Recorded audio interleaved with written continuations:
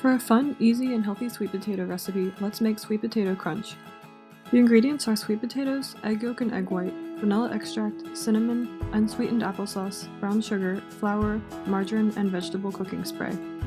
Cook the sweet potatoes in boiling water for 15 minutes or until tender, then drain well and let cool. In a food processor or blender, process the potatoes and applesauce until smooth. Continue with the egg yolk, vanilla extract, and cinnamon, and spoon into a bowl. Beat the egg whites and gradually stir them into the sweet potato mixture.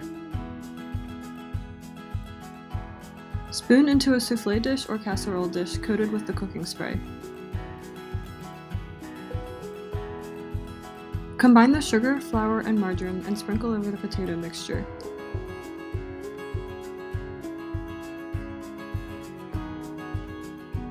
Bake at 350 degrees for 35 minutes to an hour or until set.